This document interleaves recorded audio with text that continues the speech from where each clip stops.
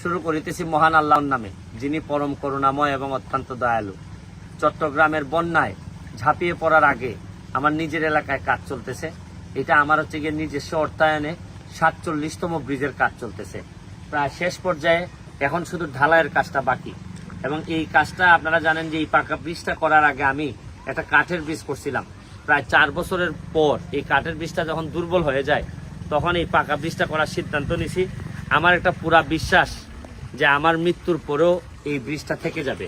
শুনেন, আমার জীবনে যত ইনকাম আছে, যা আমি করি, সবই চেষ্টা করি আমার নিজের এলাকার মানুষের জন্য করে যেতে, কারণ এরা বেশিরভাগই আমার জানাজার মানুষ। এই জন্য আমি একটা এদের প্রতি দায় অনুভব করি। আর দায় অনুভব করা থেকেই একটা একটা করে ব্রিজ করে যাচ্ছি। আপনাদেরকে বুঝাইতে পারবো না, নিজের ঢাকা থেকে বাড়ি এসে যে নিজের একটা ব্রিজ আমি বানাইতেছি, এটা যে কত শান্তি লাগে, এটা আপনাদেরকে বুঝাইতে পারবো না।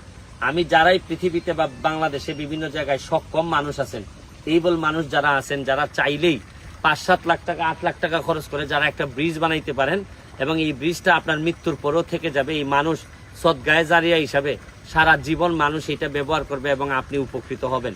এই জন্য আমি সবাইকে বলবো যে নিজের এলাকায় কিছু না কিছু একটা করে যান, একটা ব্রিজ করে যান। আমি তো ধরেন পাগলামি করতে করতে 47টা ব্রিজ বানাই ফেলছি। আপনারা যদি 2টা ব্রিজও করে যান, তাহলে সারা বাংলাদেশের সারা জায়গায় সরকার পৌঁছতে পৌঁছতে বহুদিন লাগবে। তাতে আপনি আগেই পৌঁছাই যান, দেখবেন কত মানুষের শান্তি হয়। এখানে চাচারে প্রথমবারের দিকে আসছিলাম। চাচা, কিরম লাগতেছে ব্রিজটা? অনেক ভালো হইব নি? কতখান ভালো হইব?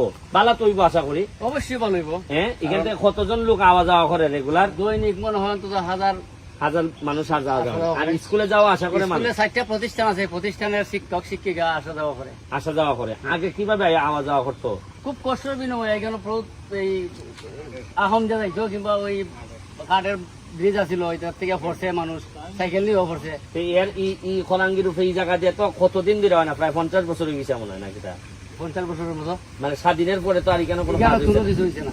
চিন্তা করা যায় যে মাত্র 5 থেকে 7 লাখ টাকা খরচ করে যদি একটা ব্রিজ বানানো যায়, এটা স্বাধীনতার পরে আমরা এত লুটপাট করছি, এত মানুষের মানে দুর্নীতি করছি, তারপরে একটা ব্রিজ বানাইতে পারি নাই। এবং দেখেন, এটা যে আমাদের সমস্যা যে আমাদের নাই তা কিন্তু না, আমাদের স্বভাব খারাপ। আমরা দুর্নীতি করি, আমরা টাকা পয়সা বিদেশে পাচার করি।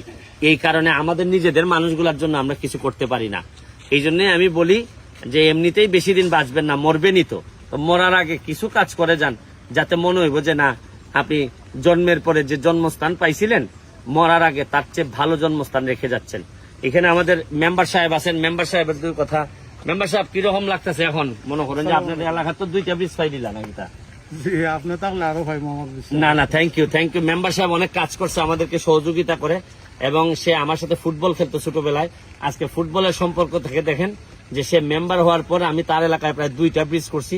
প্রয়োজনে আরো ব্রিজ করব, যতটুকু পারি চেষ্টা করব যে আপনাদের মানে আমাদের সবাই মিলে মানুষের কল্যাণে থাকতে চাই, কাজ করতে চাই। আজকের মতো বিদায় নিচ্ছি। 47তম ব্রিজ উদ্বোধনের দিনও আপনাদেরকে নিয়ে আসবো। ভালো থাকবেন, সুস্থ থাকবেন।